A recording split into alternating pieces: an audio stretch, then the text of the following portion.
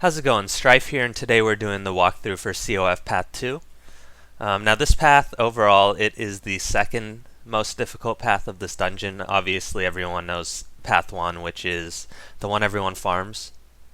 But Path 2 is really, it's not too much more difficult. The only event that gives some people trouble is the Mag Defend event, which they changed up in the January 28th patch, and I will get to a bit later in the video when we actually get to that part.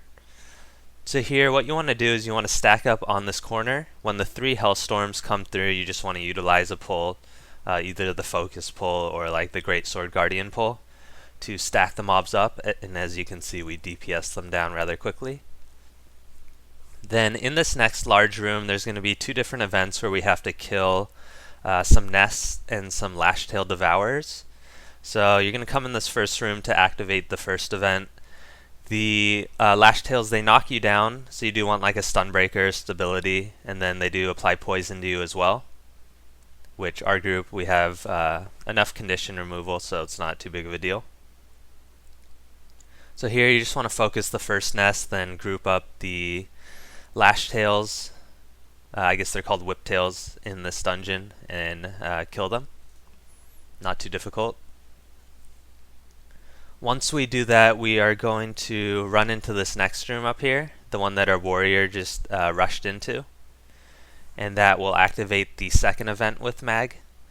This one, there's going to be about 8 nests here. You want to just kind of spread out along this little hallway, so you can spread out, kill all the nests, and spread out the Devourers as well, so they're not all like focused on one point killing you.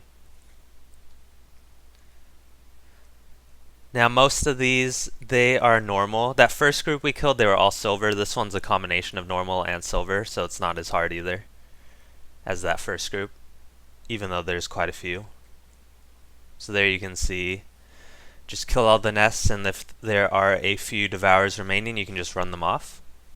Alright, so up in this next room, again, you want to utilize the Mesmer focus pull to put these mobs against the wall, which is going to maximize our cleave DPS.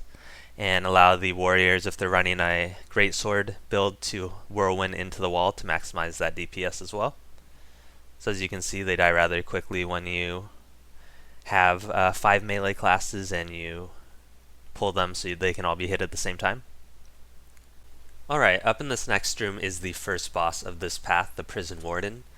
Overall, he's a pretty easy boss. He just has an auto attack, a knockback, and then his whole mechanic is he spawns the smaller Devourers, which we already fought in the nest room, and then towards the end of the fight he will spawn a giant Devourer as well. The thing is, you probably won't see that in this group because his spawns are based on time, they're not based on his health bar. So if you actually kill him fast enough, he won't spawn that giant Devourer at the end. The other thing to note is that when we were actually recording this, 2 of our warriors got the Invulnerable Bug. What that is when we knocked back that boss, the Prison Warden, into the wall, sometimes he'll glitch partially into the wall, and some people won't be able to damage him because he'll be invulnerable. So that actually happened there to 2 of our warriors, which pretty much halved our DPS. As a reference, his normal health is probably equivalent to the Slave Driver in COF Path 1, so you can down him pretty quickly with the Time Warp.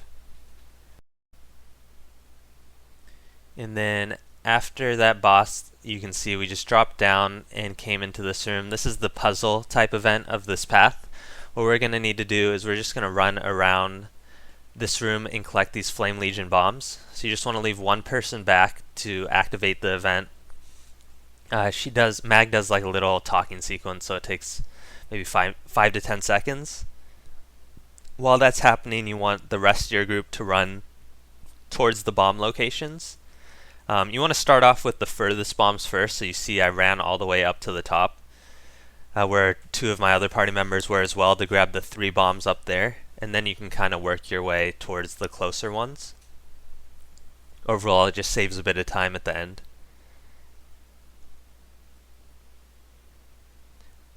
But I don't think I've ever seen anyone fail this. They give you more than enough time to grab the bombs, so it's really not a big deal.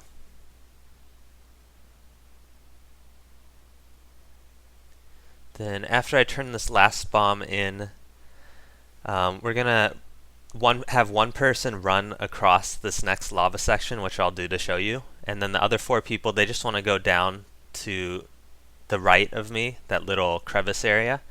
You want to bring Mag down there to start mining the ore site there. And then I'm going to run across this area, so you want a lot of survivability skills. Of course, I have like Aegis and I have my focus shield, and then obviously my shouts and my heals. As long as you have that, it's not too bad. The slimes, they do hit you and bind you, so you do want blocks or condition removal. And then once I get across, the rest of my group is actually going to waypoint back to the start. And since I'm now closest to Mag, Mag will just automatically come to me, as you can see here, and mine the ore site. So you see, if I open my map, the rest of my group is way at the start. And then once we complete this event, this waypoint pops up and we can all waypoint over to it. So that just lets you get across that section rather quickly. Now I know I did not get the chest. I'll actually do it at the end of the dungeon. Since we're doing a speed run here, I just waited instead of dropping down to get the chest first. And you can just, again, always grab it at the end, as long as you don't forget. So here, you can actually focus pull both. That temporal curtain was a little bit further. Not a big deal though, because I have the Guardian Greatsword pull as well. Now, after the January 28th patch, this is the part that changed to make it a bit easier for groups that were always kiting this event. Maybe not make it easier, but force people to fight. I actually like the old way better.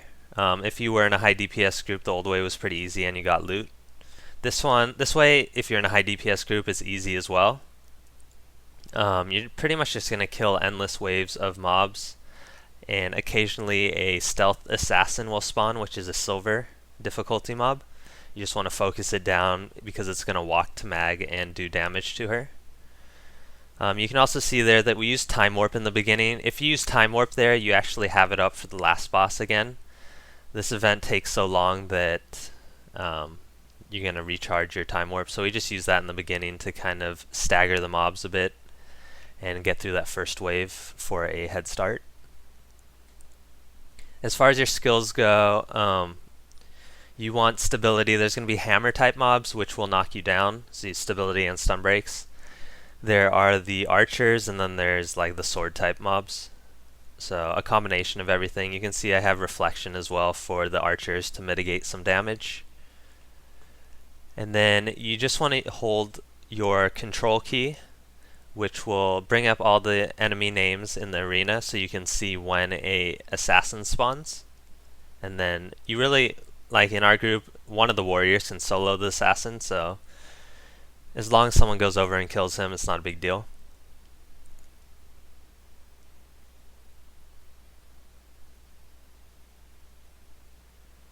But overall, you're just going to cleave and kill everything.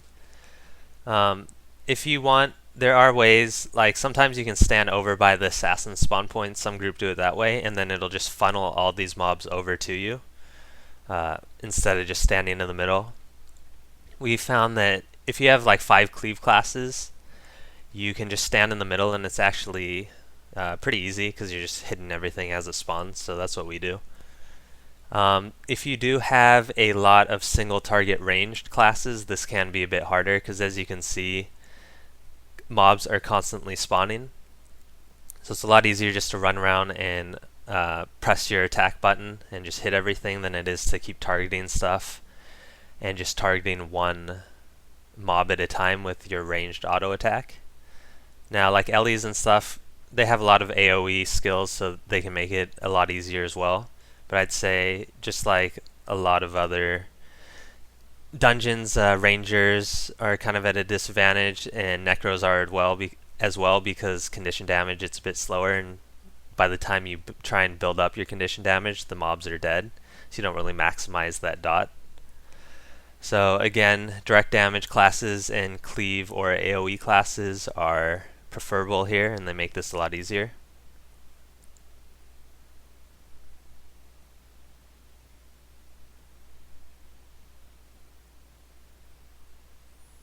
So as you can see, 95%, this event takes quite a while. It's pretty boring. I kind of wish they just reduced the time limit on it.